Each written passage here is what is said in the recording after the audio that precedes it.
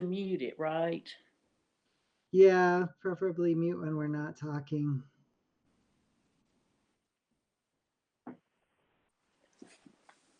So how are you?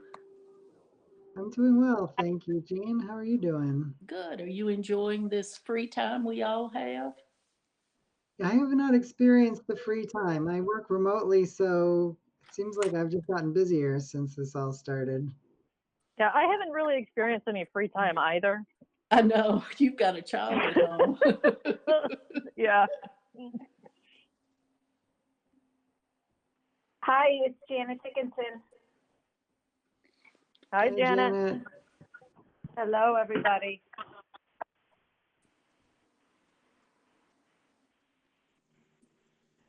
Hello, everyone. This is Amy. Hello. Hi, Amy. Hello. Hi, Amy. Nick just asked for a heads up when you're ready to start. Okay.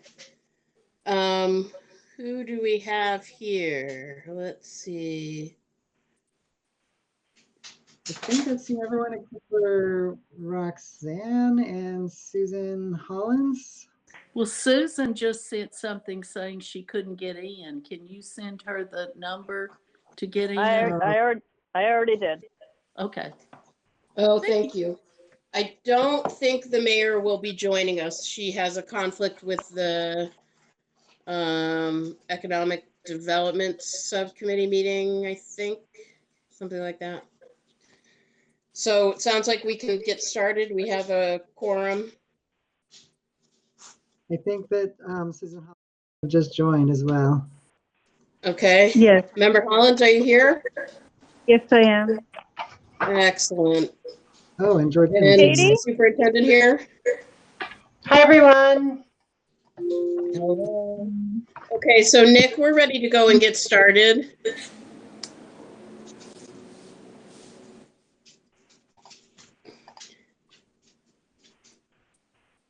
Okay. All right. It is Tuesday, April 14th. This is a special school committee meeting for the Greenfield Public Schools. It is 6:01 and I call the meeting to order. This meeting is being held fully remotely in accordance with the Governor of Massachusetts' March 12, 2020 order suspending certain provisions of the open meeting law, GLC 30A, Section 20.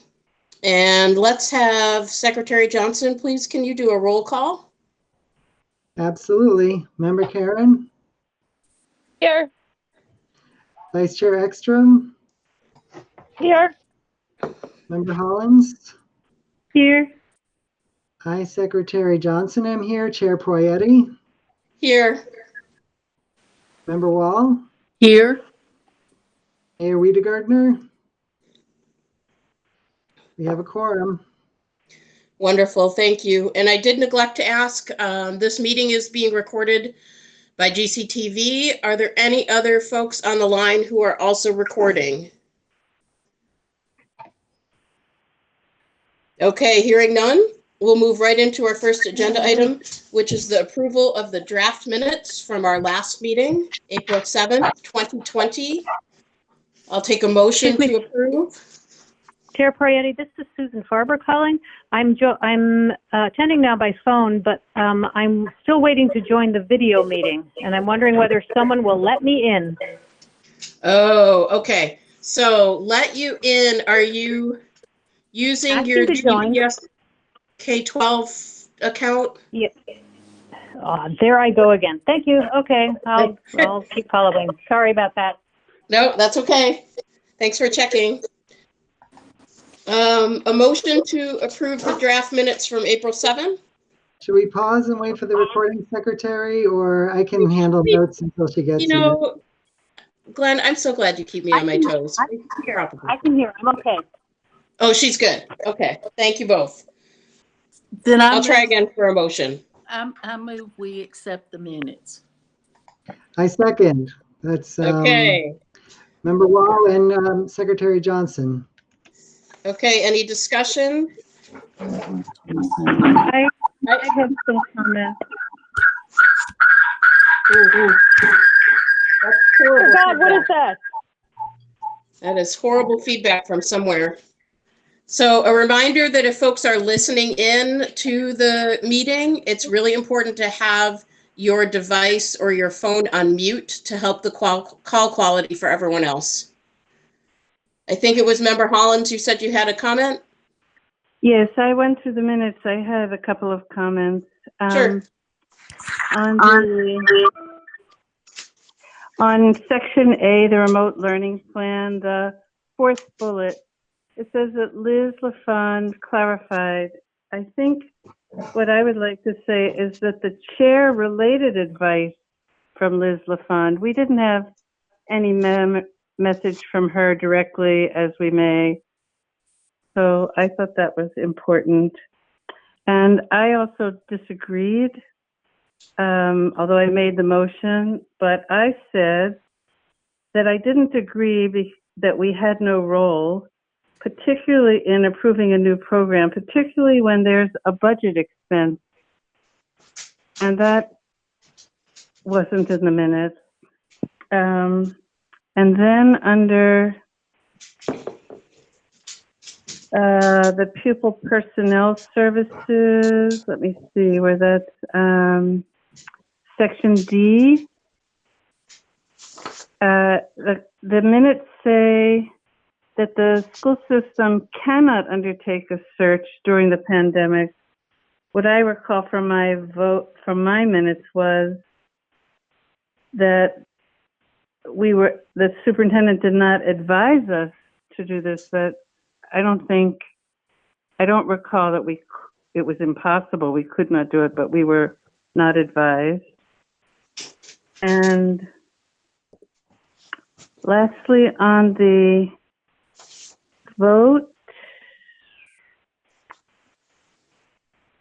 when we came out of executive session and we took the votes in public session, I went back to the executive session minutes. The motion right under F, what I have for the motion, if I can find it quickly, there were three. I'm sorry, I'm wrong. I see all three. Contract employees hourly, so I'm fine. Those were my corrections. Okay. Requested. Any other discussion? I'm sorry, what was I that? have one. Sure. This is Susan, I have one. Go ahead. So under remote learning plan A, SH made a motion that the school committee is encouraged by the remote learning plan and looks forward to his application. It's actually SE made the motion. There we go. And anyone else?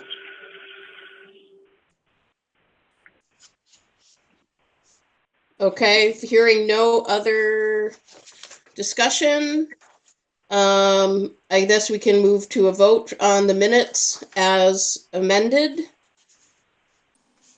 Secretary Johnson? Member Karen, Yes. Vice Chair Ekstrom, Yes. Member Hollins, Yes. Secretary Johnson, yes. Chair Prayati, Yes. Member Wall, Yes. unanimous. All right. Carried. Thank you all. Let's move into public comment. So for anyone on the line wishing to make public comment, you will be limited to 3 minutes. We'll ask you to state your name and address for the record. And Secretary Johnson, would you be so kind as to to time us? Absolutely. Maybe? Okay. Yeah. Anyone for public comment? Don't all step up at once. Are there other Okay. people on the line? Do we know? Yeah, there's at least, besides us, there's at least about 14 people. Really? Yep. Okay, hearing no public comment, we're going to move right into our committee reports.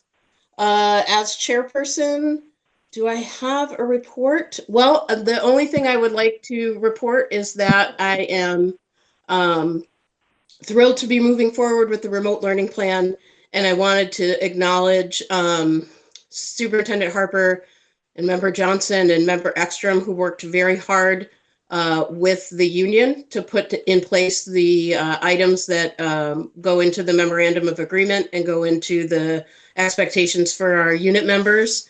And it sounds like that process, although long, was very fruitful, and I appreciate their efforts. And that is my report. Superintendent Harper, do you have a report for us? I think I'll follow suit with your style of report. I like this style of report very much. It's shortened to the point. So good evening to the committee and members of the public, and there's a number of the admin team on the line as well. And mostly I am really pleased to report that we are in the first week of the launch of the remote learning plan. We did have some technical issues with an email to families that went out last week announcing that plan. So we resent that to all families and staff today. The committee, of course, received it last week, and it has been publicly available since last week. I'm really pleased to report that all of our teachers have been working on classroom websites and Google Classroom sites and have actively been engaging students in our remote learning plan in a really thoughtful way. And it's been quite a pleasure to see individually the teacher sites that are coming online and the types of creative and informative assignments that they're coming up with that meet the guidelines of our remote learning plan and offer flexibility for the families' different situations while really providing enriching and engaging learning opportunities for students. So I just want to commend our teachers and our administrators and, of course, our committee members who worked hard to bring this all together, and to thank the parents and community members and CPAC folks that provided extensive input. It's really been a community effort. We thank everyone for their patience.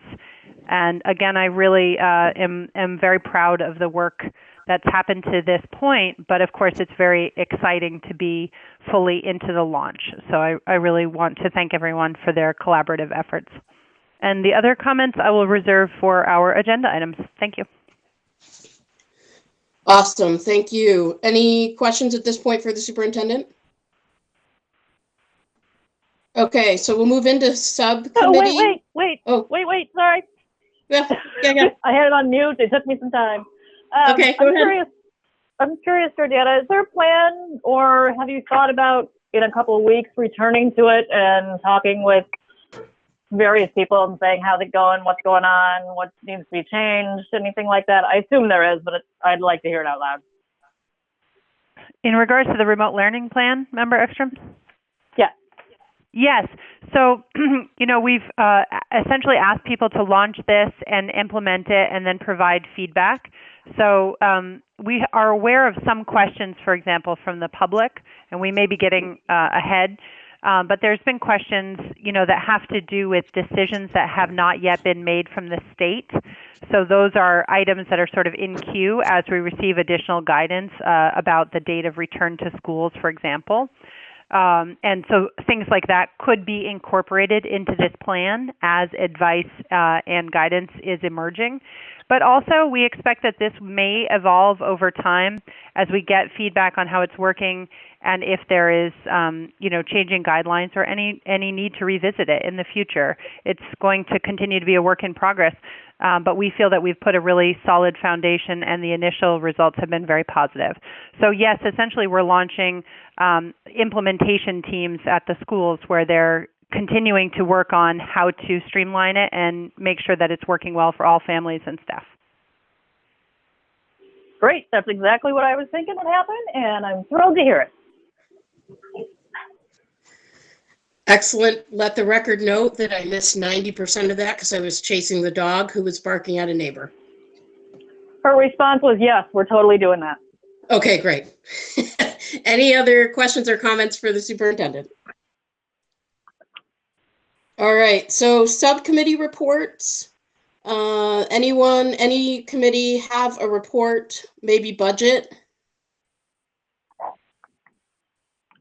We do not have a report.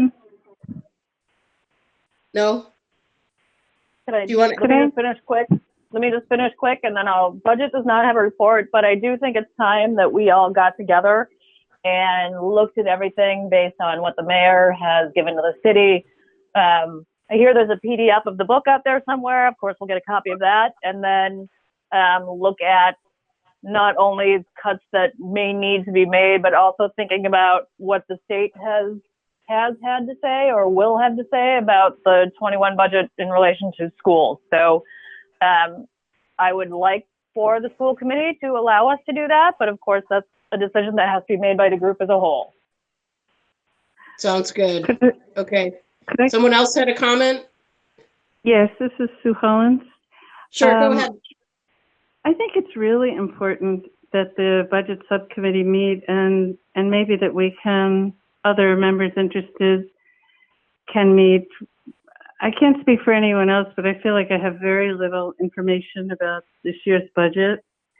And particularly in these very unusual times, I don't understand what our new costs are, for example, with Chromebooks, or if we excuse tuition fees, what that's going to cost, or what's happening with this whole van lease purchase, or there's just so many things that I feel we aren't talking about, in addition to not being clear about the details of the budget we proposed. And I do want to compliment the mayor. I went online and looked up the budget book, and there's so much information that's thought-provoking, like what are we going to do about tax revenue not coming in and being near the levy threshold. And I mean, I really think we need to have a very active budget discussions as a committee or as a subcommittee. And that's what I wanted to say, that I feel like I'm not on top of any of it as a member. Thank you. Thank you. I appreciate those comments. Perhaps, so Member Ekstrom, you're thinking you want to schedule, I'm sorry? Chair, could I just make a comment? Please, absolutely.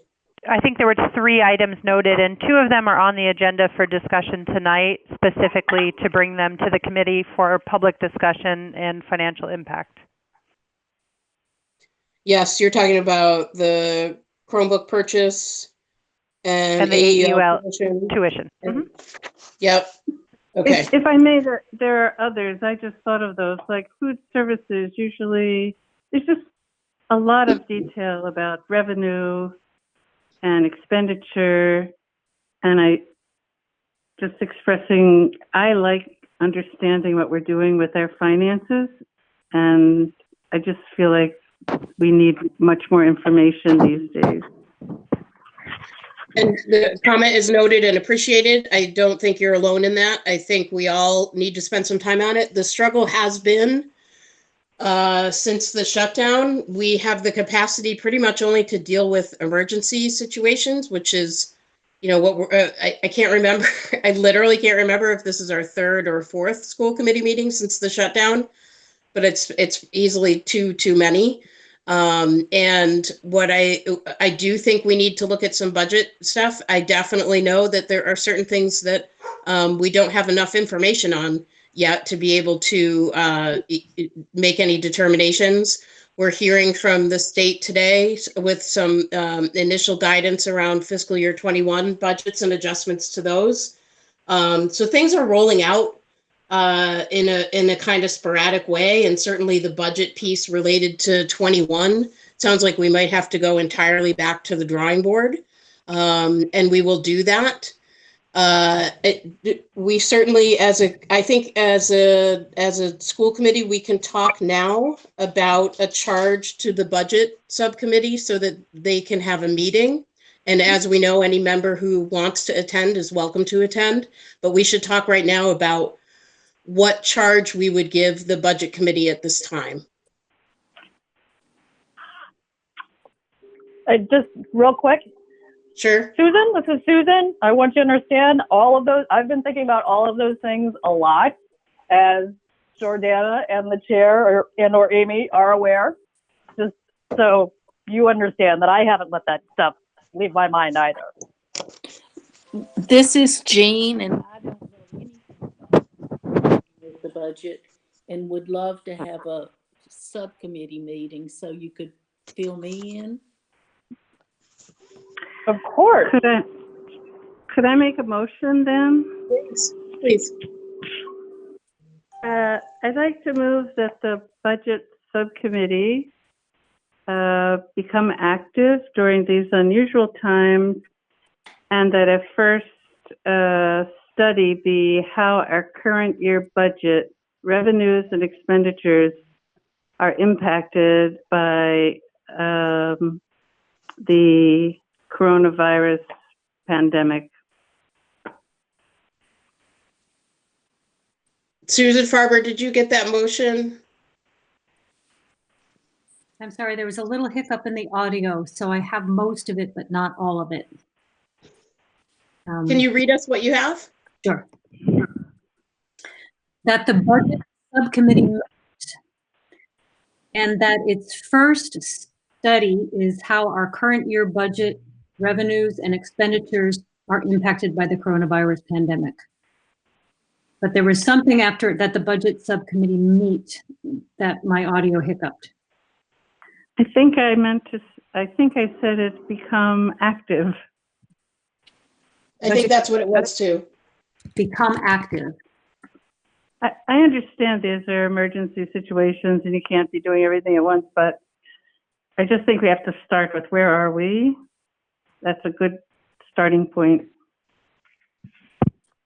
And I think if Susan and Amy have been discussing it and I have not been part of it, the committee's been meeting, but not the whole committee. No. We have not. No, because if Amy and I alone talk about it, we're a quorum. And so we specifically cannot do that. And so I have brought up topics to Jordana and Amy, saying specifically, Amy is included on this because she is the chair of the committee, not because she's a member of the budget committee. Are you saying though there are communications by a quorum? No, there's me saying, hey, we need to look at the budget and I'm thinking about this. And Jordana will respond, Amy does not. Just so we're clear about process, we were in the middle of getting Member Hollins's motion cleared up. It's going to need a second, and then we can continue into discussion. Yes, thank you. Do we have a second on the motion? Second. Okay, further discussion. Okay, let's move to a vote. Member Johnson. No, wait, I was speaking. I was on mute. I'm sorry. Go ahead. Go ahead, please. I'd like us to talk about.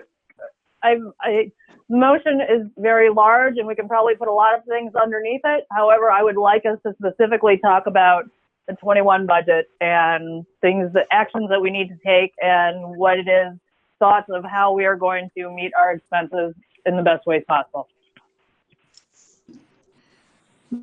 Am I hearing that you want that? Are you saying that you want the motion amended, or are you just adding that as commentary, understanding that can be included under the current motion? Actually, I'd like to add that to the motion if Susan would be okay with that. Yes, I would be in favor of that to add, and also look at the FY21 budget proposed. Okay, so that's a friendly amendment. And Member Ekstrom, would you like some further discussion around items to charge the budget subcommittee? I don't think right now. I think that that's at least one meeting's worth. Sounds good. Okay, so let's move to a vote on the motion then. Member Johnson, if you would. Before we do that, this is Susan Farber again. I want to make sure that the amended motion correctly. So what I have is that the budget subcommittee become active, and that its first study be how our current year budget revenues and expenditures are impacted by the coronavirus pandemic, and also the 21 budget and how we are going to meet expenses in the best way possible. Does that sound good to works for everyone? me. Okay. Let's move to a vote. Member Karen, Yes. Vice Chair Ekstrom, Yes. Member Hollins, Yes. Secretary Johnson, yes. Chair Poyetti, Yes. Member Wall. Yes. Motion carries unanimously. Excellent. Thank you all. Do we have any further subcommittee reports? Okay, and I don't think we have anything from school committee representatives. Let's move right into new business. The first item, I'm hoping the superintendent can just give us a little overview of how we got here. What we're looking at is you should have a document on GPA credits, etc. It's a one-pager. And Superintendent Harper, if you would just give us a little intro to what we have here. Sure. So the moving to the remote learning plan and moving specifically to credit, no credit, as recommended in the commissioner's guidance and adopted in our remote learning plan, poses some specific questions at the secondary level in particular, and we've attempted to address those. And so you see here the input from the leadership teams at the middle school and high school. First, in regards to the most recent term at the high school, specifically in regard to third quarter, what they're talking about is essentially how to apply these. So they've made a recommendation where teachers should exempt any assignments that students would have had an opportunity to make up from March 16th to April 10th from their third quarter grade books, and the remaining grade in Power School, anyone failing, and anyone passing, they're laying this out. Okay, so specifically addressing equity provisions for how they would enter the third quarter grades into those courses. The middle school has already completed the second trimester, so this provision is not, there's not a significant need for change. In regards to the fourth quarter, beginning this Monday, fourth quarter assignments at the high school will be given on a credit, no credit basis as outlined in the remote learning plan. So essentially moving forward, teachers will record credit assignments as 100% if they're credit and non-credit assignments as 0%. And this will be revisited depending on the return date to school, which is currently set by the governor at May 4th. The middle school follows something similar in that students are given credit for courses completed. There's not a need for weighting.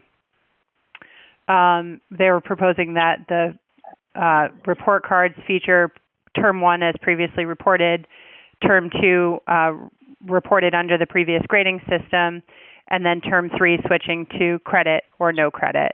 And the Power School codes for that has been imported. And then the final section is in regards to final exams, and at the high school, there would be no final exams, and there would be a need for reweighting, which would be determined by the projected return date that the governor had set previously of May 4th. And at the middle school, there would be no final exams, but there's not a significant change in practice needed here.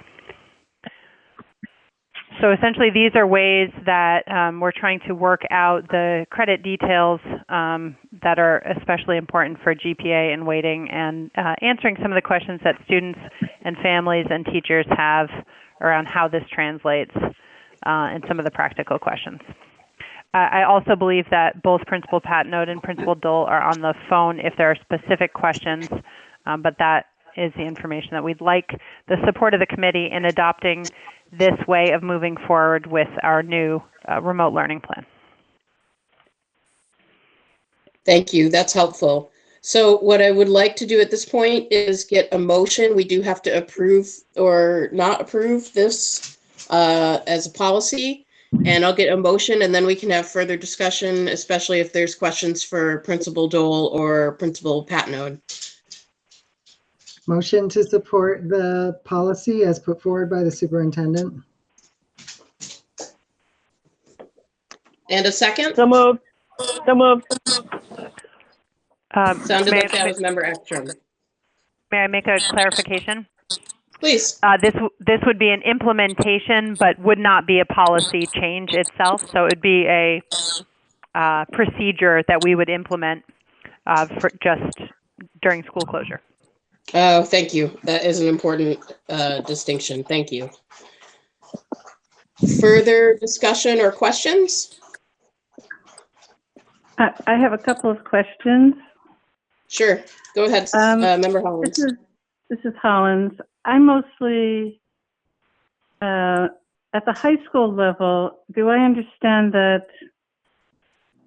I understand there won't be final exams, so the grades will be given out, and it will be based on whether or not you do a student does assignments. And if they do, they get a grade, and if they don't, they get a 0. But what I want to say is, what I recollect about high school is it only takes a couple of zeros for a student to, who's already maybe doing C or D level work to fail. And I'm very interested in how we are addressing the disparity of advantage for who has easy access to online, whatever it is, and who doesn't, and how we're looking at the impact of zeros on failures and whether or not people can make this up if they have a hardship. So I just have some questions about these zeros, particularly what that means. The middle school, my question would be more around giving out zeros, what the impact is on students who then would fail their grade, and if we're allowing people to make up work in the summer, and again, if people didn't have technology, what are we doing about that? Those are my concerns. So if I could address those, and I may ask both principals to weigh in as well, because their teams have spent a lot of time talking about this, and in a meeting with the principals earlier today, we revisited these same issues for exactly the purpose of asking, is this, can this ensure equity?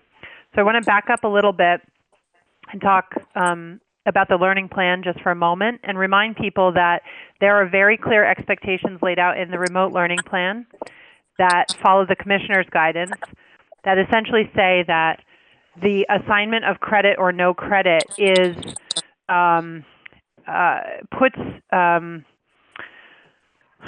a lot of responsibility on both the students to reach out and also the teachers to support and provide support to students and families, and that no credit is not being assigned except when students have the ability to complete the assignment and are essentially choosing not to.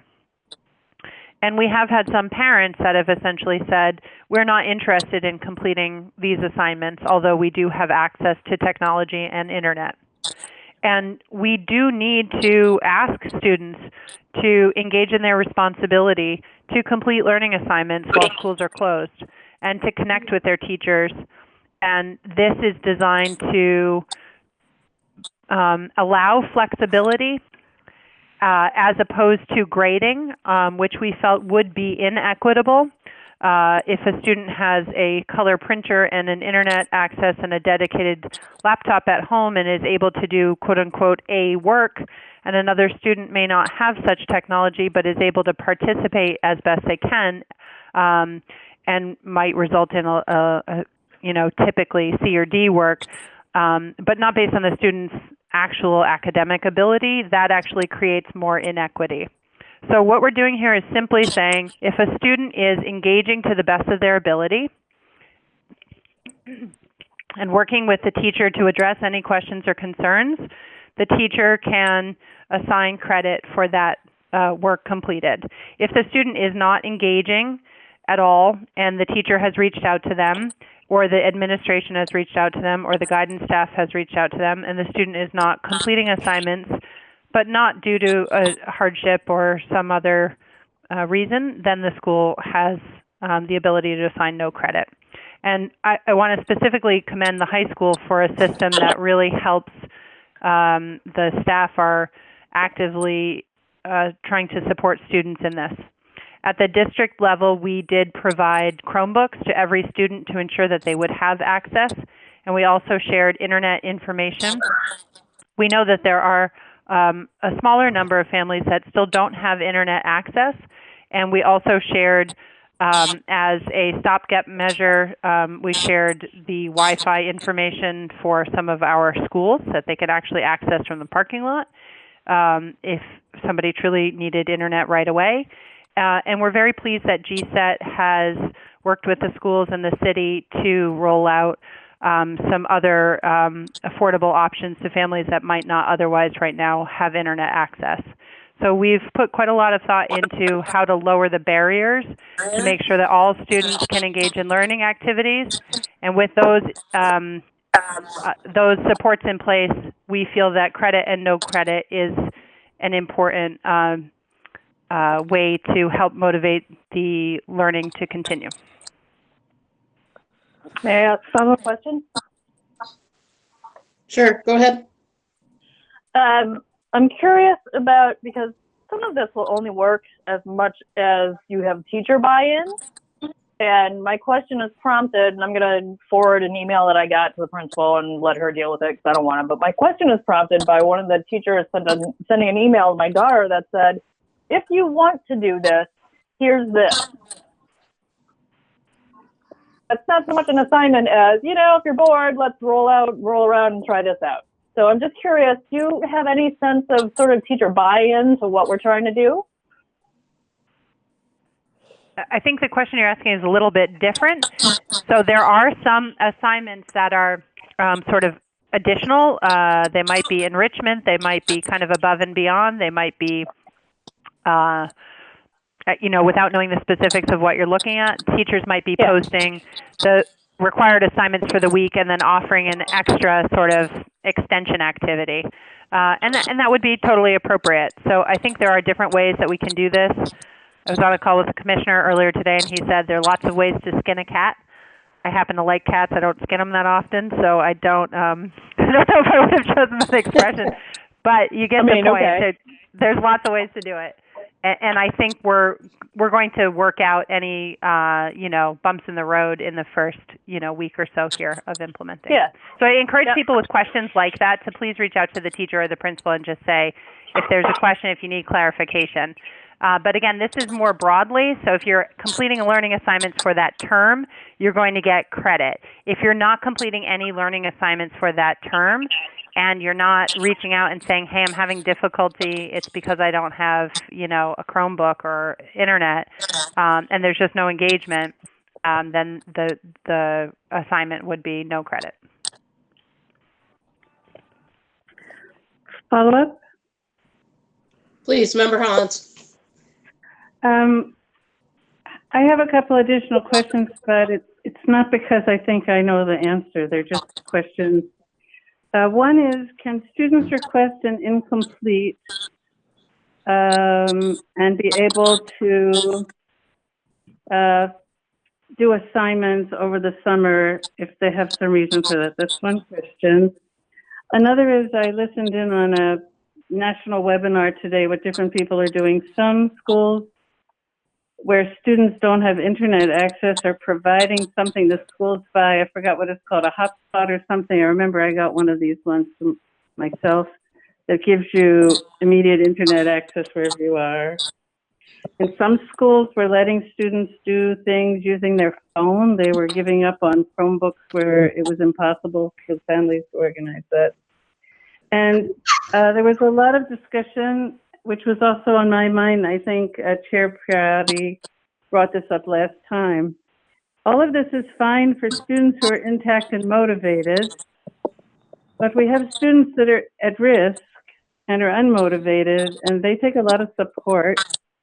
is there some review panel in place, including the school psychologist, to make sure that people are treated uniquely based on whether they're already at-risk students? So those are my questions. I'm worried about all the zeros and having one standard for everybody, no incomplete and no review, and how the impact is on people failing. I'm not sure who is best to address that. Jordana, this is Karen Patnode. I don't know if you want me to jump in here. Hi, Susan.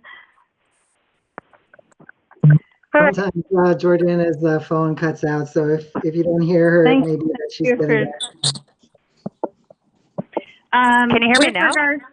Yes. Yes. Yes, I was saying, please go ahead, Principal Patnode. I wonder if Principal Patnode could speak to this. That'd be great. Please go ahead.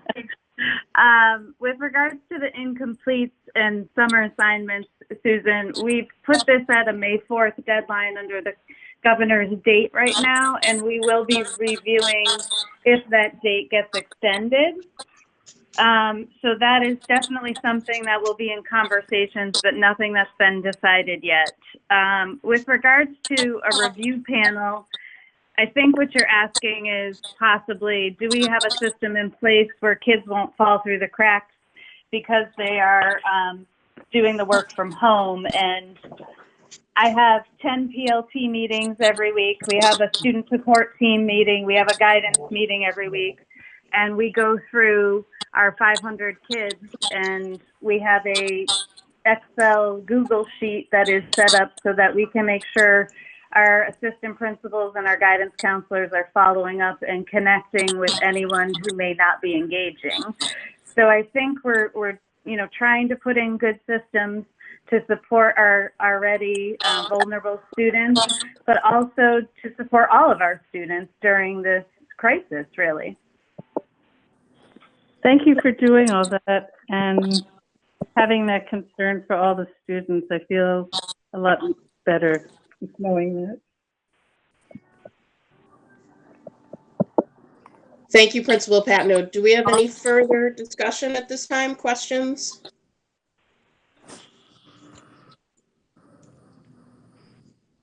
Okay, hearing none, we're going to move to a vote. Member Johnson? Would you clarify if this is the vote on the proposal for middle high school? And we didn't talk about elementary yet, correct? This is the middle school and the high school. That's correct. Thank you. Yeah. This is Susan Farber checking in again. The original motion from Member Johnson is the motion to support the policy as put forward by the superintendent. The superintendent clarified this isn't a policy, it's the procedure implemented during the school closure. So I'm wondering what the motion should read. I'll amend my motion to say procedure instead of policy. Does that satisfy the concern, Superintendent Harper? Certainly, thank you. And could you clarify that it's middle and high school, please? Who are you asking to clarify that? I'll say one of the motion?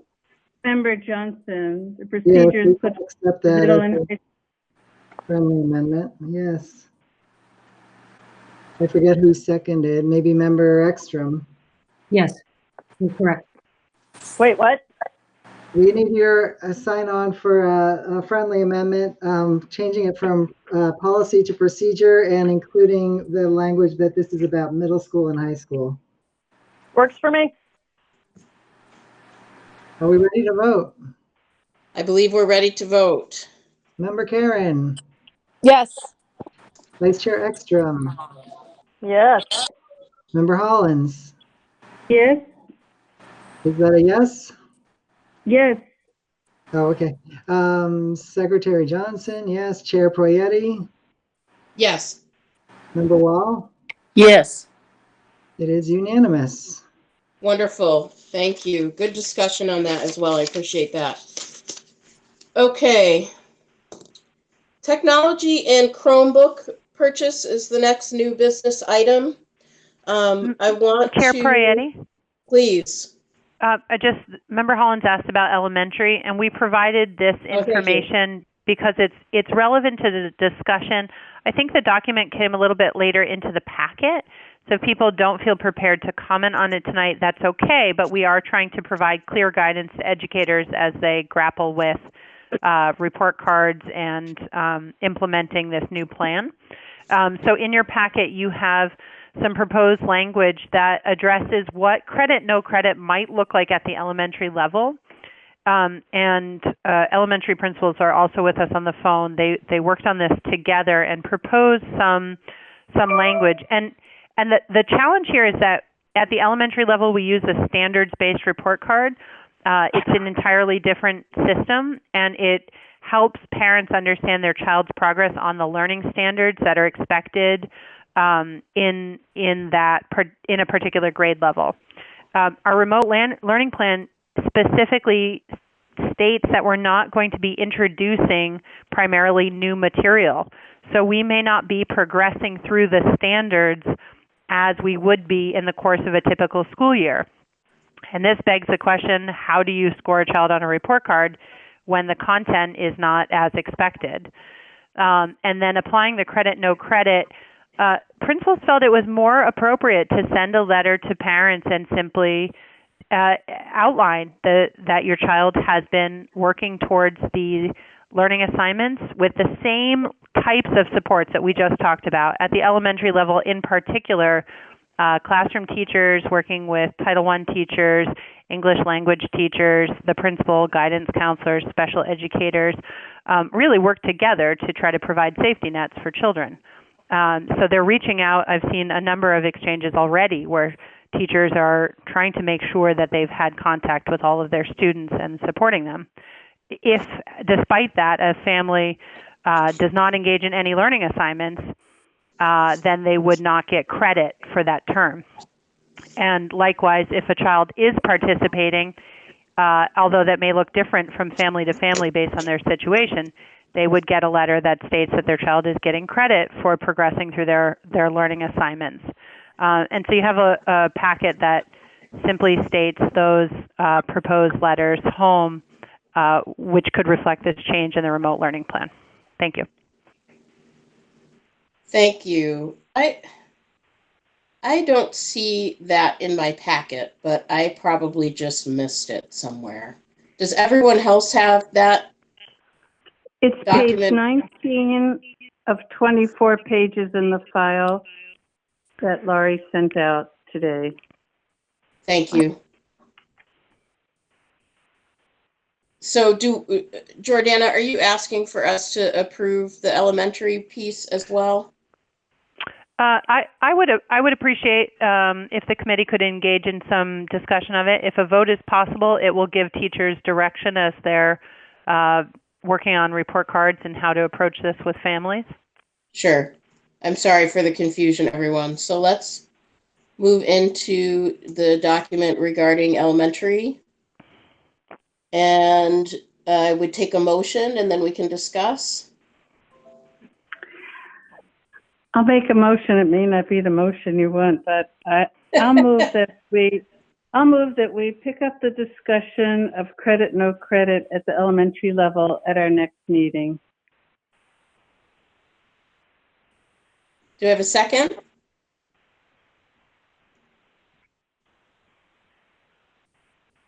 No second? No second. Second. I was trying to deal with my mute button. Second. Okay, a second from Member Ekstrom. So can we assume if it's silence that you're seconding? No, I'm just joking. That's a joke. That's a joke. Apparently so. Okay, so the motion is to take up discussion of elementary at our next meeting. That was Member Hollins and a second by Member Ekstrom. Any discussion? I have a question. Could I explain? Yes, if Susan wants to explain, because I was going to ask why she didn't want to converse about it tonight. Well, I have a few questions, but if you look at how it's worded, under credit, it's more like a letter instead of a guideline. It says, thank you for participating, and then we appreciate your support all this time, and to me, I think that, but if you look at no credit, it's more based on what the child has done. So that's one reason I think it needs to be more clearly defined. Also, when I envision the elementary report card, it has categories of things, and what I understand the idea is with elementary is that the parents are sent something to do. I just don't understand it well enough, and we're talking about something really important, which is whether or not, when you say no credit, somebody's could fail for the year. And so I think it really takes a little more thought about and clarity for me what we're doing with elementary children, and are we saying that you've responded to the instructional request of your teacher? I just don't know. But for me, thank you for participating. It's just not clear enough what we're saying. So if I could just clarify, this is the sort of general outline of a potential letter to parents that would replace the report card. It could be broken down by subject, but it replaces a standards base. So you could have a similar type of outline by subject at the elementary level, for example. And the discussion here is related to a marking period. We're not talking about failing a child for the whole year. So I want to be very clear, and we're not trying to inflate or conflate two issues here. We're not talking about failing a child for the whole year based on their performance during the school closure and participating in the remote learning plan. And I don't want that rumor out there because there is a lot of uncertainty at this time. So I want to give clear information. We're talking about how we would proceed in the new marking period moving forward. Are you, excuse me, are you saying, I'm not challenging you, but are you saying that for this one marking period, it would sort of be pass-fail then for elementary? I just don't understand this well enough. Sure, it's trying to apply what would credit, no credit, which is what the remote learning plan calls for and the commissioner's guidance calls for. And we're looking to translate that in practice, as we did at the middle school and high school level, to how would that be reflected on the elementary report card. Because it is standards-based, how do you give a mark that reflects credit or no credit in each of a number of areas when those standards may not have been taught under the new remote learning plan? One proposal was to give credit and no credit at the elementary level using a letter format to the parent or guardian, and some of the potential language was suggested here as an idea. Our elementary principals are on the phone and they helped draft this language, and so if anybody else wants to weigh in or clarify, we would invite that. Jordana, this is Nancy Putnam, Federal Street Principal. Can I just add some words to this? Yes, please do. Yes, please. Please. Susan, I think what needs to be understood as the elementary the elementary students are putting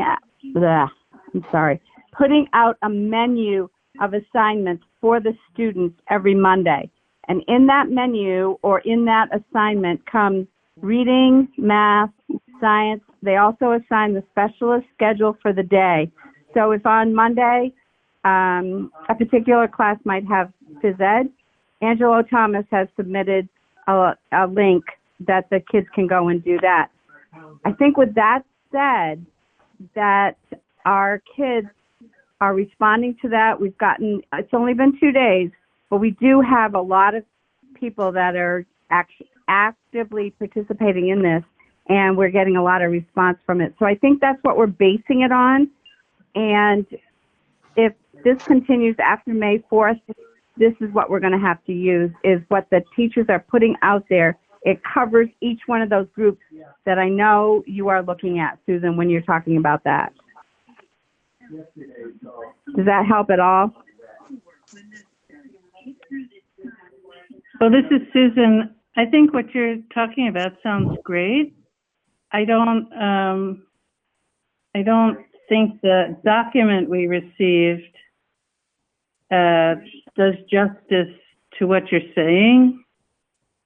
So, well, I think what she received was a generic letter or a letter to explain to parents why they may not receive a report card this year, but they may receive a letter that says your child will be credited for all the work that's been done since we had a shutdown on March 13th.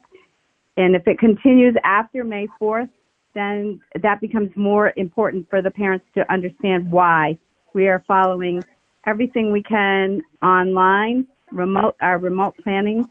And we spent hours getting the Chromebooks out today and last Friday. So I'm hoping that a lot of people have access to all of the assignments and lessons that are being put out there by our teachers. Chair Prayati, may I be recognized? Absolutely, please, Member Johnson.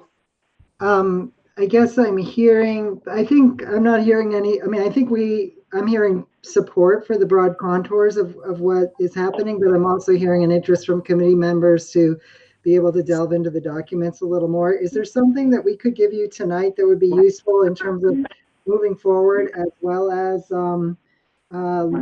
revisiting this at a later date in more detail?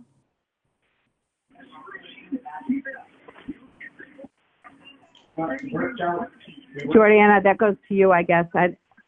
I'm not sure what they're asking for. So, Glenn, let me make sure I understand what you're saying. Glenn, are you saying you're asking the principals if there's something other than approval of this document that might be helpful? Is that the gist of it? Yeah, well, I guess I was hoping Superintendent Harper could speak to it, because I think at the beginning she said maybe I misheard, but I thought I heard something like, I understand if people haven't had a chance to review, we may not be able to vote on it tonight. But at the same time, I know this is kind of like building the planes as we fly them. And if there's something that folks need from the school committee in order to proceed with work and keep getting things done until we can meet again, I want to make sure we give you whatever votes you need to do that. Right. So to that point, I think we would appreciate any vote that indicates that while we continue to develop a proposal, that the remote learning plan guidelines of credit, no credit will be applied at the elementary level, and that the committee, will have an opportunity to further review how that might be implemented at an upcoming meeting. May I ask a question? Please. So me always looking down the road and what's going to happen next. If there are students who have no credit through no lack of effort on the school district's part, then what? Meaning, and this is looking in the future, and this isn't, I don't need an answer, but I'm putting this in everyone's head. Are we saying that student doesn't advance? Or are we saying that, yeah, well, next year we're all going to have to think about where we start, I guess, when we do in-person teaching based upon when we left off the previous year and the ramifications of that. I'm just just adding that for food for thought, I guess. Could I amend my motion? Okay, so there is a request from Member Hollins to amend her motion. Can you give us what would be the amendment?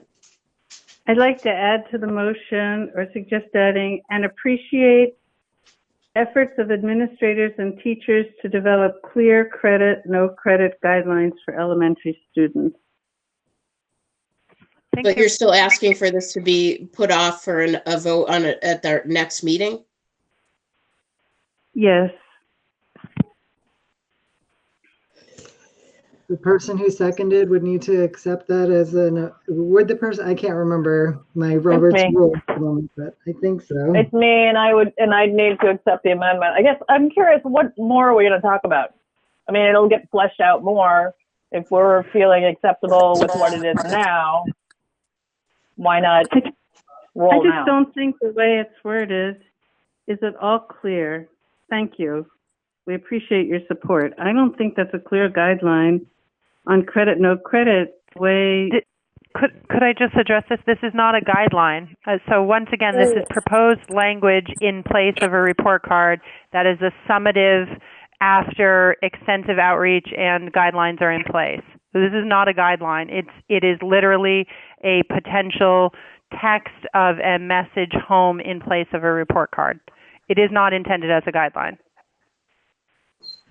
It's there to give us a picture of what the approach is going to be, and it's not been finalized. The letter. I can speak if there's time. Who's that? That's Katie. Go ahead. I was just gonna. I'm ready to vote on this. I think this is just an example. This way I read it was an example of what I would receive at the end of the semester, as a mother of 2 elementary school children trying to accomplish these tasks. I think it gives the teachers and administration, the guidance counselors, the school behaviorists, all enough leeway to reach out to all of the children and be able to give them credit for where they're at. I think that it's pretty clear as a parent if I read that.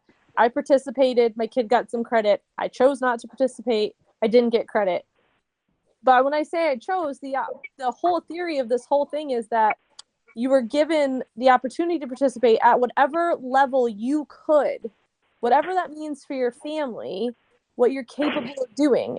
And if you chose not to because you didn't want to, that's someone's choice. And that's what it's telling them. You chose not to, so we have to give you no credit for this semester.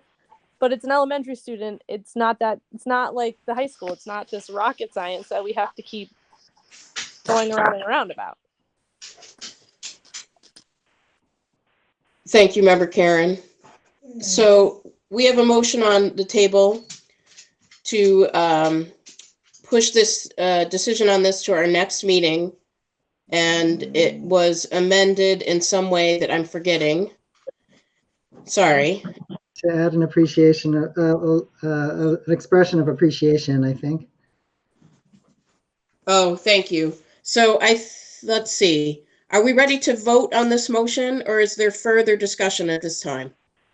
I'll just add that I'm going to vote no on this, and I look forward to a motion similar to what Member Karen discussed.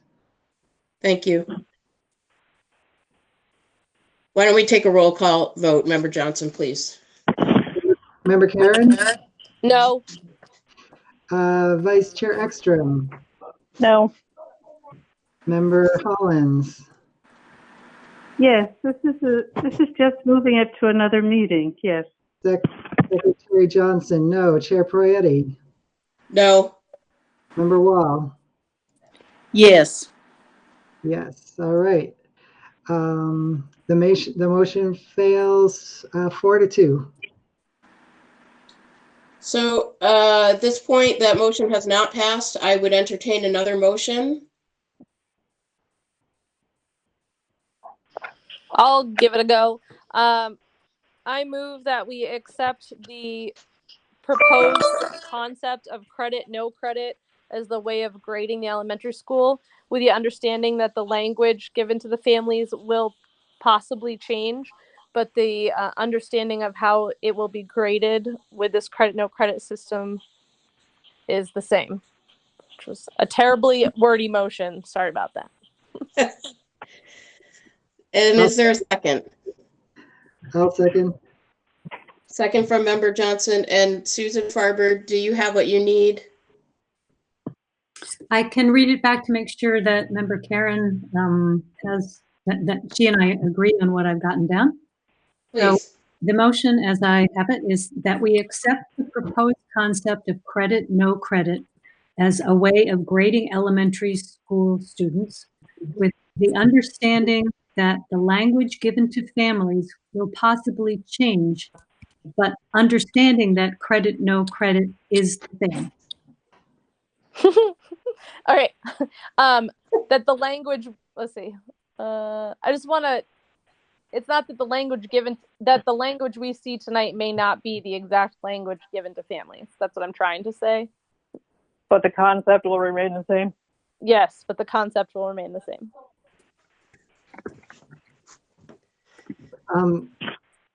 Member Johnson, are you okay with that? Member Karen, would you accept a friendly amendment to change from grade to evaluate?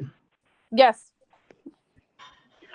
I thought it was just a report card we're talking about, how you're going to report, not how you're going to evaluate children. I'm more confused. Well, I was trying to get away from grading since it's credit, no credit, but yeah, maybe, I don't know what the correct terminology is. I don't either, but I think we were just talking about a new way to report on a report, replace a report card.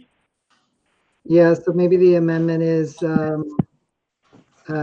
maybe, I can't remember what the original motion was, so it's hard to get the language right. Yeah, if you could read it back, Susan Farber, when you get a second.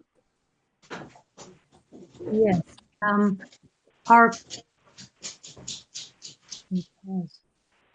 Sorry, I was looking to see if it was possible for me to paste it into the chat room, but I'm not. Oh, yeah. So here it is. That we accept the proposed concept of credit, no credit as a way of something elementary school students, with the understanding that the language we see tonight will change, but the concept will remain the same. So as a way of reporting to parents of elementary school students. Can you say that again, please? Sorry. Reporting to parents of elementary school students. Could we end the motion right there? Just approving the concept? Member Karen, do you accept that as an amendment? I'd like to know from the principals or the superintendent if that's enough information for them to move forward with. I don't want them to have to come with us again with language, like repeatedly. I don't want to have to waste their time.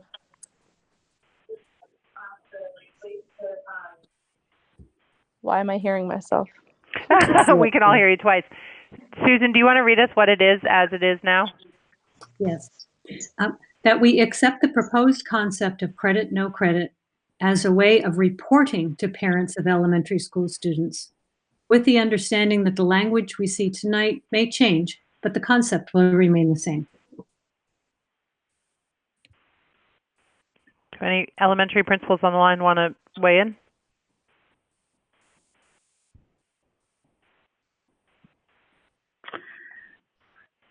Did everyone find their mute button to add something? A comment?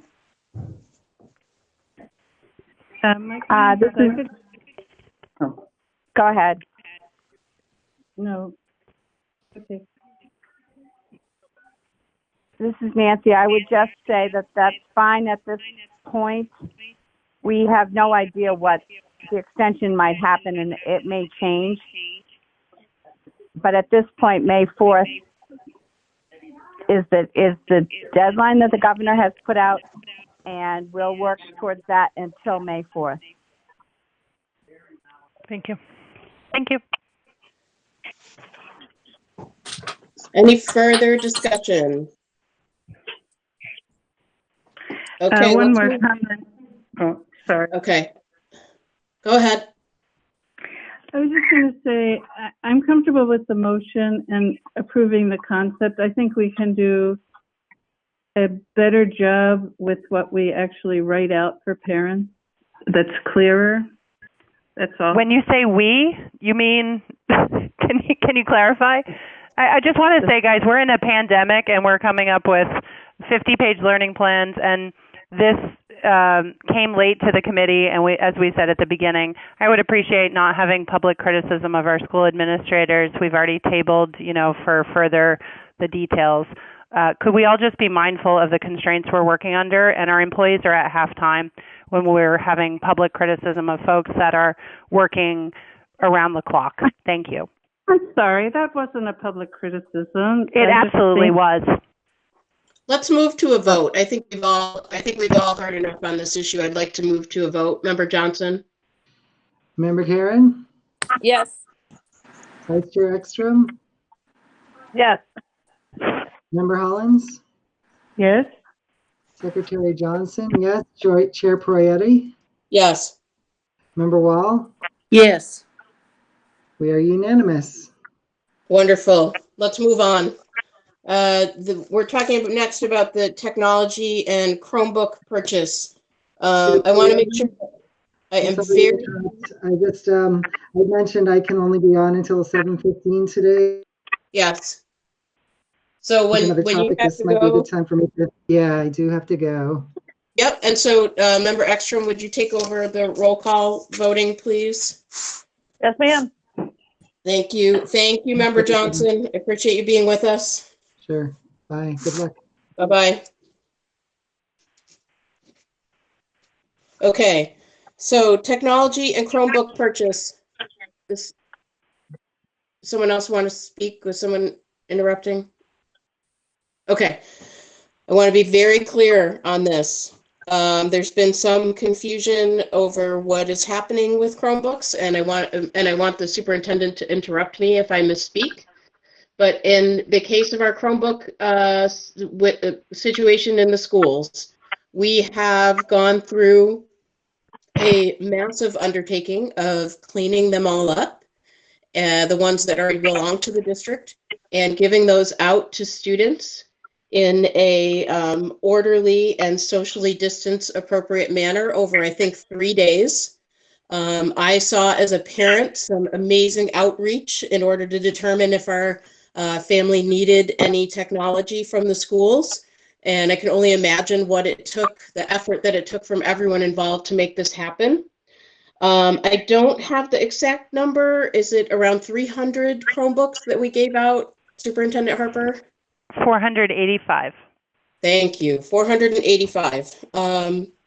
And what we are doing tonight is actually, now that I'm saying this, did we get the proposal in the materials tonight? Did anyone see the Chromebook proposal? There's an executive summary in your packet. Is that what you're looking for, Chair? Yes.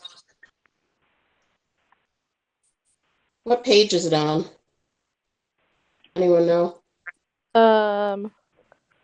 22, sorry, 21. It starts on 21. There it is. Okay. Thank you. Yes, page 21 of the packet. So what we are looking, and this gives you the numbers, and I'm just looking through it quickly, make sure I'm not missing anything. We are interested in doing a replacement or a purchase for anticipating we will need to replace some of the Chromebooks, and some quotes have been put together. I don't see any information about the purchase in here, though. I wasn't able to find it either. It sort of stops with it seems like the sentence was supposed to continue, but it stops. Thank you.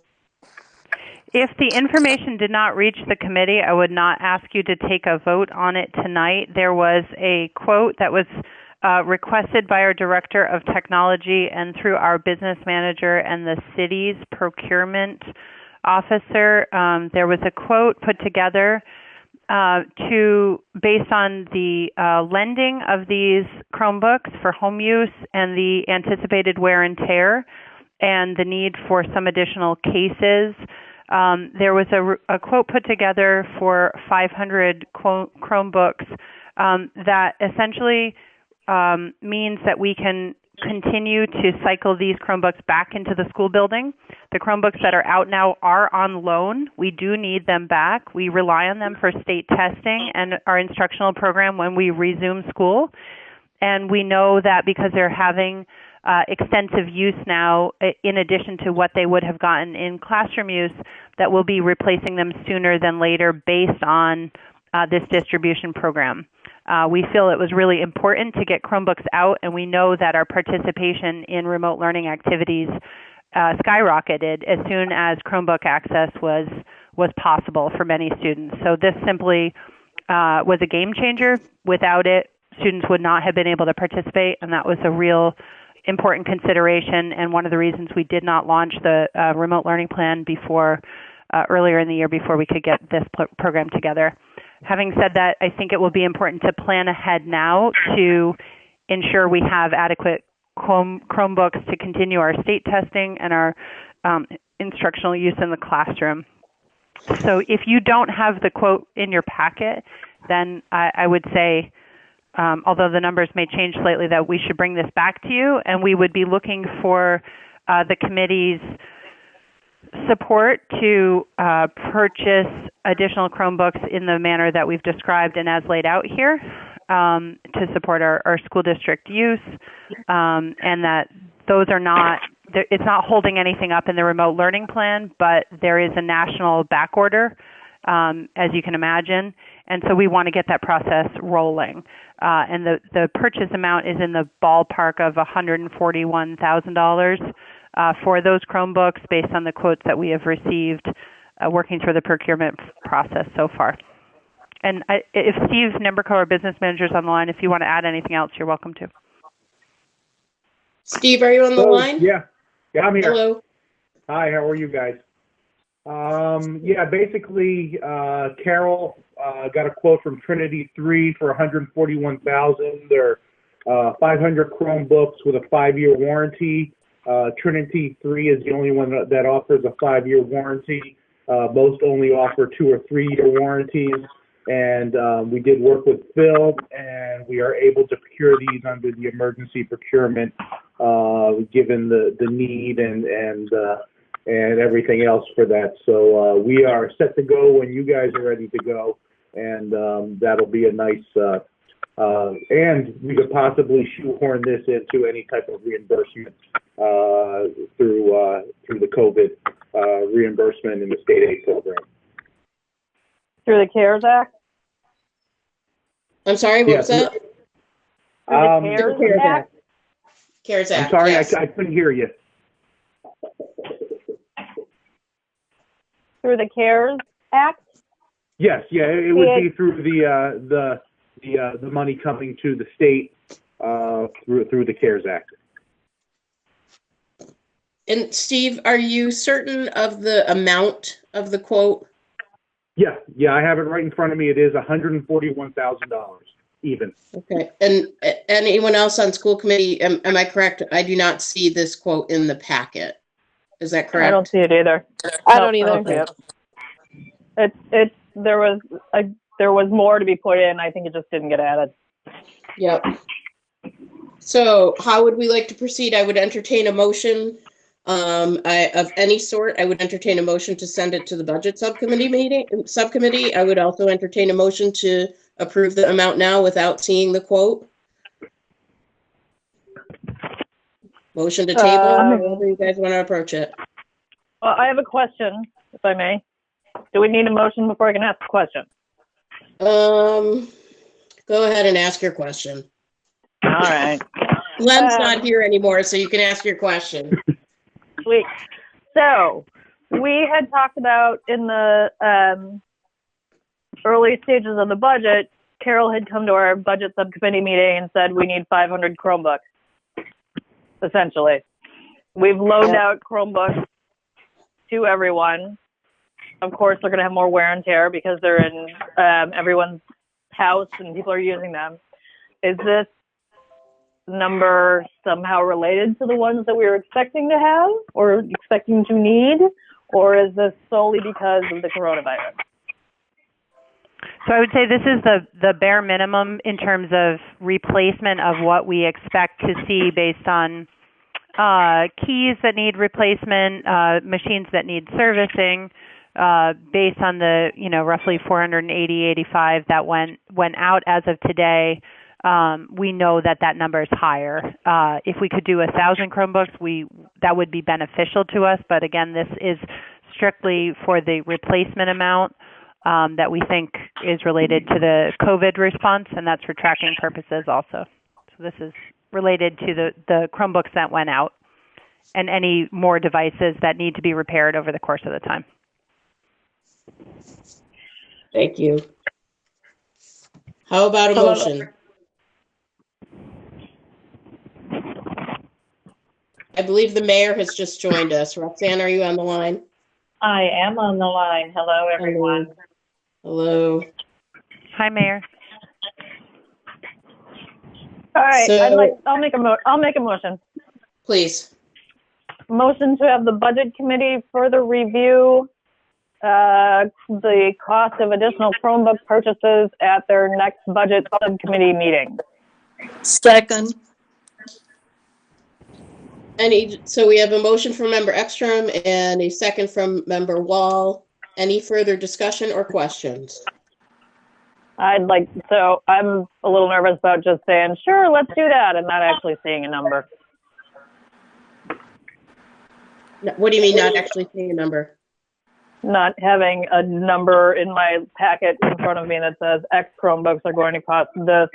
Here's the agreement for the proposal from wherever. No, agreed. I do think we should, to be responsible, especially knowing what's happening with our finances in the district, our finances at the city level, we need to be able to see it, for sure. Shall we move to a vote? Everyone okay with that? Sounds right, good. Okay. Yep, that's Let's me. move to a vote. Okay. Member Ekstrom, would you take a roll call vote? Yes. Chair Poyetti. Yes. Member Wall. Yes. Member Holland. Yes. Member Karen. Yes. Vice Chair Ekstrom is yes. We are unanimous. That is going to be reviewed by the budget committee. Subcommittee, sorry. Awesome. Oh, and Member Wiedegartner is on the line, but I don't think she heard the whole discussion on that one, but we should include her from here on out. I did not, but I would agree with Susan that if you don't have a number in front of you, you probably shouldn't vote on it. But that's my only comment. I will abstain. Thank you. Just to clarify for the committee that there is a number, there is a quote, it has gone through procurement. I just sent it out to the full committee. It was simply an oversight in your packet. So it was intended to be with your packet, but I appreciate the review at the budget subcommittee level. So it's now in everyone's hands. Thank you. My goal is that we have a budget meeting next week, so. Or sooner. Okay. How's tomorrow? We can't because we have to post it, kid. Otherwise, I'd say fine. Great. How's Friday? Still too soon, you know that. All right, let's move forward with the agenda. Everyone, let's stay focused. Let's move forward with our agenda. We're on AEL tuition. And there is information in the packet. There is a letter from Tom King, the principal of AEL. And so what do I want to say? AEL tuition. This is a process that is a little bit more involved than I think people probably realized before the shutdown. And there is now this proposal that hopefully everyone has had a chance to see. The recommendation from Principal King is to waive tuition at the preschool for the reasons that are noted in his memo to us. My understanding is that also that tuition is not currently being collected since the shutdown. But what I would also like to remind the committee of is that the preschool teachers are being paid and are working, and the preschool students are a part of the remote learning plan. So I would like to address this in its totality and not just based on the proposal. I think we need to look at it bigger picture. Then Superintendent Harper, I don't know if you want to say anything further. Sure, I would. I think that I'm really glad this is before the committee. I think that because it is primarily a financial matter, I think it may be appropriate to go before the Budget and Finance Subcommittee, given that there is a meeting coming up quickly. to discuss some of the details of this, so the Budget and Finance Committee has a clear understanding of the.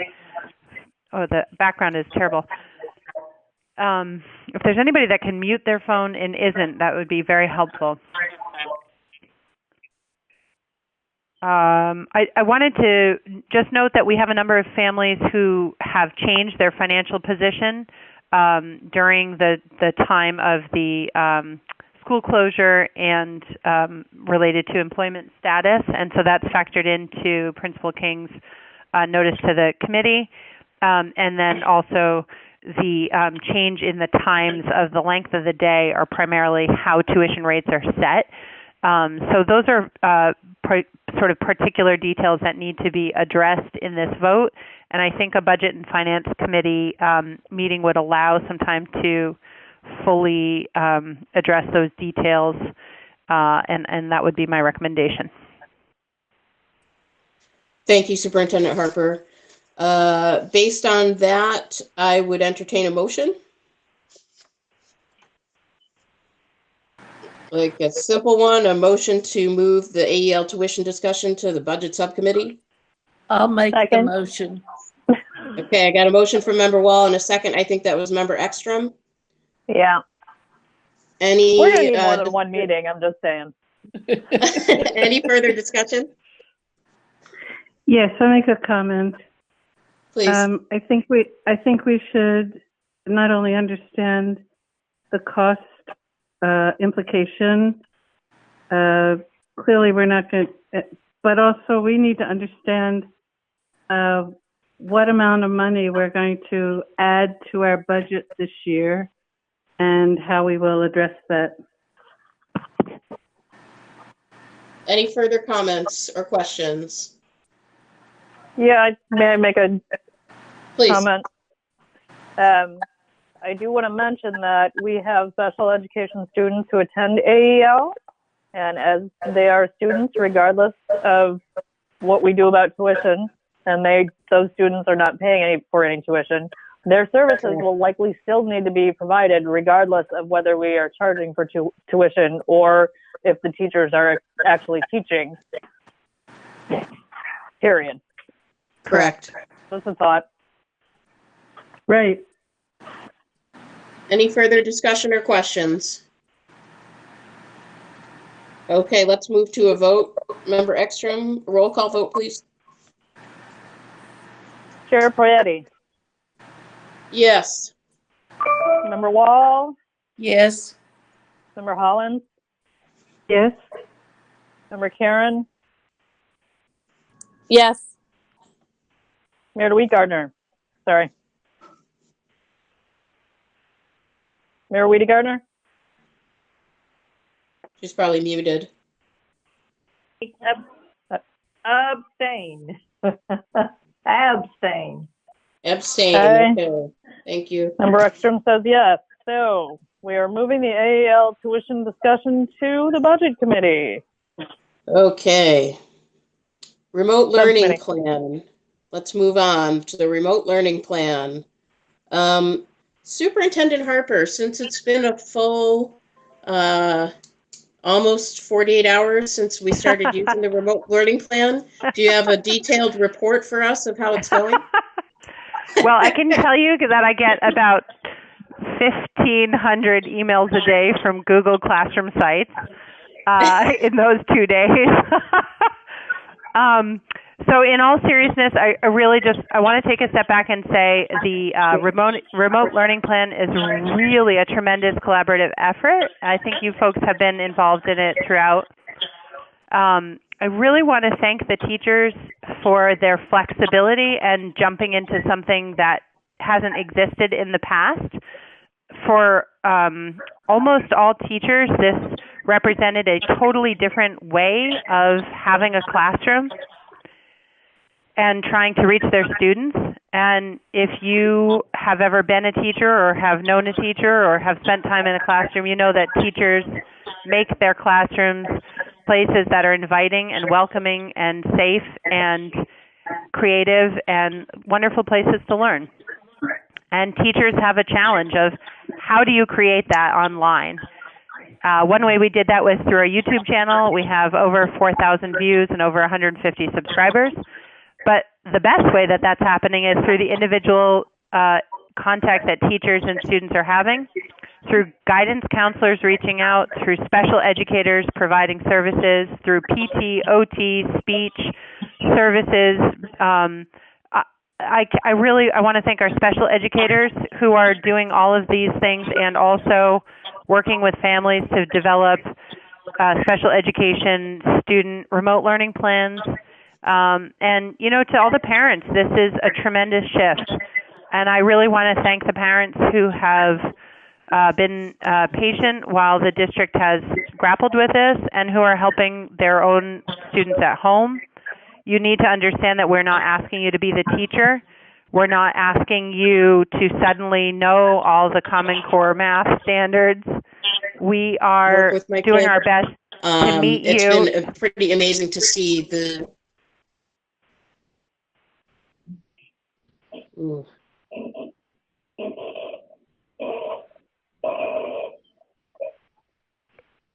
Hello?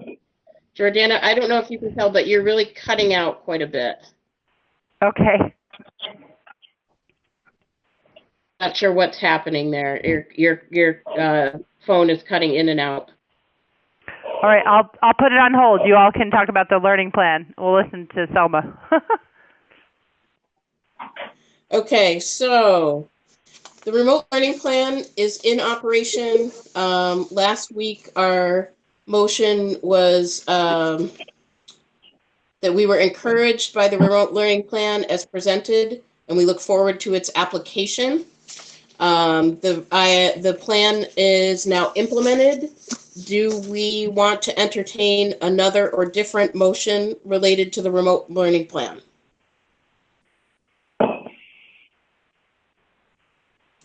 Anyone? I don't know that we need to. I mean, it's implemented. It's doing its thing. We've already heard that it is a work in progress. Let's see how it goes. And yay, we are still encouraged. Okay. Is there some reason why we would? Is there some reason why we would? Well, the only thing that I've kind of thought about is what we don't want is for this whole remote learning implementation to move forward, and then anyone to question whether or not the school committee was behind it. And I'm not crazy. I don't really want, as I expressed last week at our meeting, I'm not really interested in voting to approve.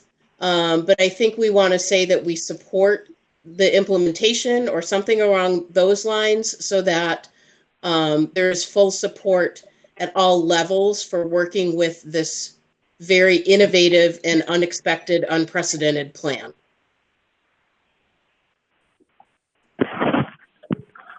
Comment? Sure. Go ahead, Member Hollins. I completely agree with you. That we should express our support for what the schools are doing. My comment, which isn't a criticism, is to say that. Can anyone hear me? Can you hear me? Yeah, now I can Hello? hear you. Yes, please go ahead. Yeah. What I want to say is that all over the country, people are figuring this out and are getting ideas from each other on how to still set goals and how to still evaluate student performance. And my only objection to voting a final plan is that I think we're in an interspace with a date that may continue through the rest of the year, and I think it's evolving. And there may be some great ideas that we can add to our already good ideas. So that's my thought. Thank you. Other comments?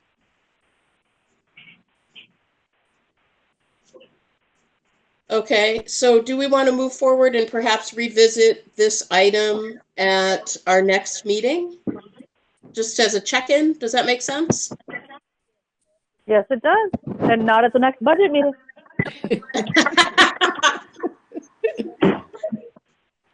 Okay, I'm fine with that. So the school committee on the remote learning plan at this point, we know that it is a work in progress and we're encouraged by it, and we're still looking forward to the application. Sounds like it's too early for us to vote on it, and I will move it to our next meeting. And with that, we have finished our new business items. The plan is that we are now going to go into executive session. We will come back after executive session only to close the public portion of the meeting. We will not be having further business, but folks are welcome to stay on if they so choose to wait for us to come back. The executive session is on a separate line. And the reason for the executive sessions tonight is Massachusetts General Law, Section 30A, number 2, to conduct strategy sessions in preparation for negotiation with non-union personnel or to conduct collective bargaining sessions or contract negotiations with non-union personnel.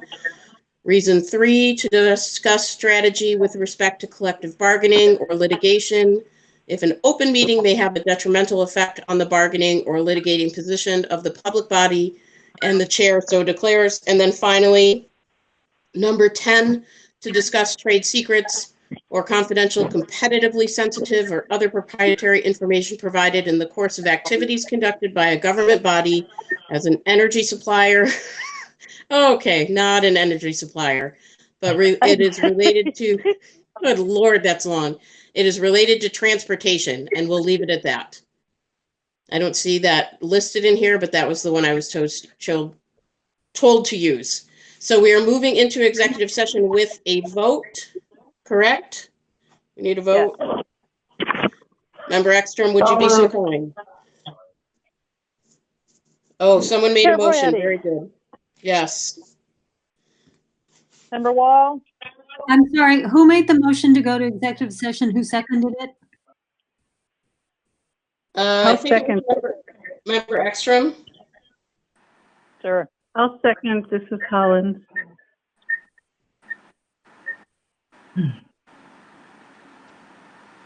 Susan Farber, we good? Yeah, good. Thank you. All right. So let's do this again. Chair Poyetti? Yes. Member Wall? Yes. Member Holland? Yes. Member Karen? Yes. Mayor Woody Gardner? Yes. And Vice Chair Ekstrom, we are unanimous and can go into executive session. Okay, so everyone, you're going to hang up and call into the executive session number that Lori provided. I will find it and push it out to the school committee members again. Thank you. And we're not returning, correct?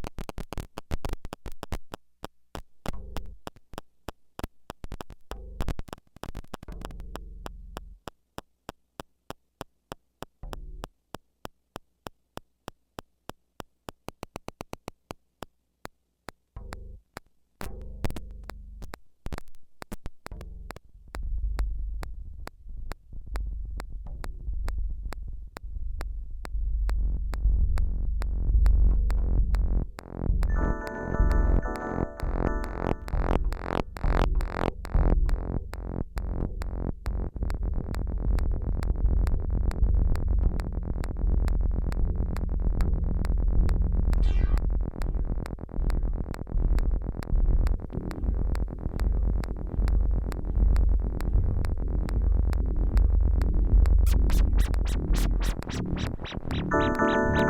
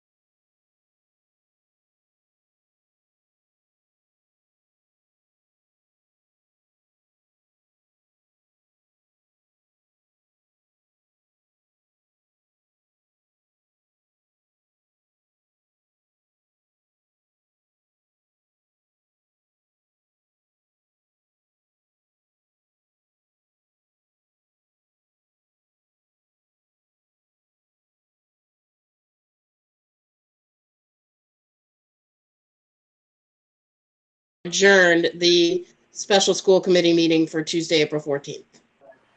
No, you won't. No? Nope. We got to vote in public. Oh, good God. Yes, we do. Right. Thank you. Oh, my goodness. How many people are on the line to hear that? A few. Okay. Okay, so let's take our votes. All right. So Let's see, a motion for the approval of the memorandum of agreement with the GEA. second. No, I don't think I can make the motion. Someone else has Okay, to make it. I'll make the motion. Jean made the motion, Susan Ekstrom with the second. Any discussion? No, we're not discussing. Excellent. Let me do a roll call. Yes, please. Chair Prietti. Yes. Member Wall. Yes.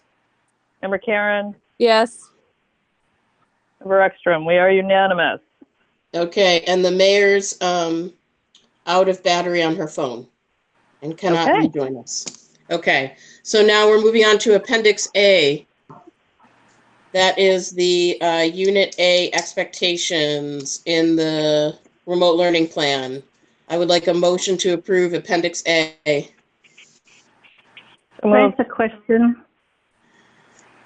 No, we can have the motion first. We can have the motion first, and then you can ask a question. Motion to approve Appendix A, please. So moved. And a second. Second. Okay, what's the discussion, Member Hollins? Can we just affirm the motion made in non-public session so it's not misstated? That's the question. We're just doing motions to approve. That's good enough for me. Okay. Okay, let's move to a vote, please. This is Appendix A. Member Prietti, or Chair Prietti. Yes. Yes. Yep. Member Wall. Yes. Member Karen. Yes. Member Hollins. Yes. Vice Chair Ekstrom. Motion carries. Okay, moving on to Appendix C. That is the Remote Learning Plan Unit C expectations. Motion to approve, please. So moved. And a second. Second. Okay, and a vote, please. Chair Prietti. Yes. Member Wall. Yes. Member Karen. Yes. Member Hollins. Yes. Vice Chair Ekstrom, yes. Motion carries. Okay, and the final one for transportation and out-of-district costs, a motion to move that to the budget subcommittee for further discussion and review. So moved. And a second. Seconded. And a roll call vote, please, Member Ekstrom. Chair Prietti. Barbara, who made that motion, please? Yeah. Oh, that was Member Hollins. I vote yes. Member I vote Wall. yes. I vote yes. I vote Member yes. Karen. Member Yes. Hollins. Yes. All right. Vice Chair Ekstrom says, yeah, fine. All We are right. unanimous and motion carries. So And I now, would now, now do we need a motion to adjourn? correct. Jean, you ready? Do it. I do it. All right. And a second. Second. Hollins. Okay, and a roll call vote, please. Okay. Chair Come on, don't leave Prietti. it hanging. Yes. Member Wall. Yes. Member Karen. Yes. Member Hollins. Yes. Vice Chair Ekstrom says yes. Okay, and the meeting is adjourned at 8:31 p.m. Thank you all.